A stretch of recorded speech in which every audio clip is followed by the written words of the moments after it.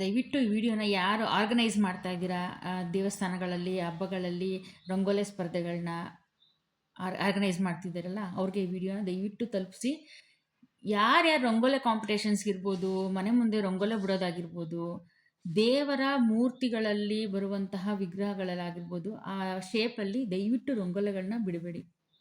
ನಮ್ಮ ಮನೆ ಮುಂದೆನೇ ನಡೆದಿರೋಂಥ ಘಟನೆಯಿಂದ ನನಗೆ ಎಚ್ಚೆತ್ತುಕವಾಗಿ ನನಗೆ ಅದು ಹೇಳಲೇಬೇಕು ಅಂತಂದು ಹೇಳ್ತಾ ಇರೋದು. ನಿನ್ನೆ ಶಿವರಾತ್ರಿ ಆಗಿದೆ. ಶಿವರಾತ್ರಿ ದಿನ ಮನೆ ಮುಂದೆ ಎಲ್ಲರೂ ರಂಗೋಲಿ ಬಿಟ್ಟಿದ್ದಾರೆ. ಎಲ್ಲ ಲಿಂಗ ರೂಪದಲ್ಲಿ ರಂಗೋಲಿ ಬಿಟ್ಟಿದ್ದಾರೆ. ಆಯಿತು, ರಂಗೋಲಿಯನ್ನು ಬಿಟ್ರಿ, ತೊಳೆದ್ರಿ, ರಂಗೋಲಿಯನ್ನು ಬಿಟ್ರಿ.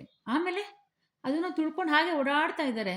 ಎಷ್ಟು ಎಲ್ಲಿಗೆ ಬಂದಿದೆ ನಮ್ಮ ಸನಾತನ ಧರ್ಮ? ಯಾರು ಹೇಳಿದ್ದು ನಿಮಗೆ ರಂಗೋಲಿಯಲ್ಲಿ ಭಗವಂತನ ಬಿಡಿಸಿ ಅಂತ? ಅದನ್ನು ತುಣಿಯೋಕೆ ಅಧಿಕಾರ ಕೊಟ್ಟವ್ರು ಯಾರು ನಿಮಗೆ? ಅದೇ ವಿಗ್ರಹನ ಪೂಜೆ ಮಾಡ್ತಾ ಇದ್ದೀರಾ, ಅದೇ ವಿಗ್ರಹನ ತುಳಿಯೋದಕ್ಕೆ ರೋಡಲ್ಲಿ ಬಿಟ್ಟಿದ್ದೀರಾ. ರೋಡಕ್ಕೆ ತಂದು ನಿಲ್ಲಿಸೋ ಥರ ಎಷ್ಟು ಅನಾಗರಿಕತೆ ನಡೀತಾ ಇದೆ ನಮ್ಮ ದೇಶದಲ್ಲಿ.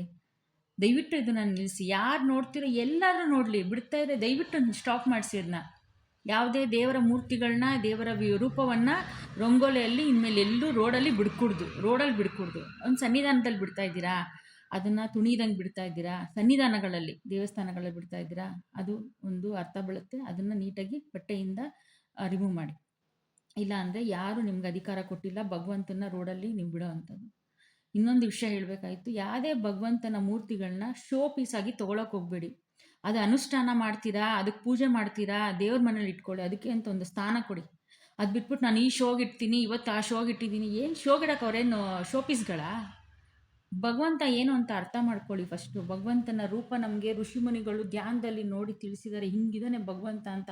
ಹಾಗಾದ್ರೂ ನೋಡಿ ಜ್ಞಾನದಲ್ಲಿ ಭಗವಂತನ ರೂಪನ ನಮ್ಮ ಒಳಗಡೆ ಕಣ್ಣೊಳಗಡೆ ಧ್ಯಾನದ ರೂಪದಲ್ಲಿ ನೋಡಿ ಆ ರೂಪನಾದ್ರೂ ನಾವು ಸವದಾಗ ಅಟ್ಲೀಸ್ಟ್ ಜ್ಞಾನದ ಮುಖಾಂತನಾದ್ರೂ ಭಗವಂತನ ಅನುಗ್ರಹ ಪಡೀಲಿ ಅಂತ. ಯಾವುದಿದು ಭ್ರಮೆಗಳು? ದಯವಿಟ್ಟು ಆರ್ಗನೈಸ್ ಮಾಡೋರು ಇದನ್ನು ಮತ್ತೆ ಹೇಳ್ತಾ ಇದ್ದೀನಿ. ನೀವು ಮನೆ ಮುಂದೆ ಹೆಣ್ಮಕ್ಳು ರಂಗೋಲಿ ಬಿಡೋ, ರಂಗೋಲಿ ಅನ್ನೋದೇನು, ಆ ರಂಗೋಲಿಗೆ ಒಂದು ವಿಶೇಷತೆಗಳಿದ್ದಾವೆ. ರಂಗೋಲಿ ಅನ್ನೋದು ಆ ಎಳೆಗಳ ಮುಖಾಂತರ ಬಿಟ್ಟಾಗ ನಾವು ಆ ಎಳೆಗಳಲ್ಲಿ ಒಂದು ಸ್ವರೂಪಗಳನ್ನ ರೀಚ್ ಆಗ್ತೀವಿ. ಅದರಿಂದ ಆ ಮೂಲಕ ನಮಗೆ ದೇವತೆಗಳು ಅದನ್ನು ನೋಡ್ತಾರೆ ಅನ್ನೋದೊಂದು ಆಶೀರ್ವಾದ ತಿಳಿಸ್ತಾರೆ. ರಂಗೋಲಿಗೆ ಒಂದು ಟಾಪಿಕ್ಗೆ ಮಾತಾಡ್ತೀನಿ ನೆಕ್ಸ್ಟು.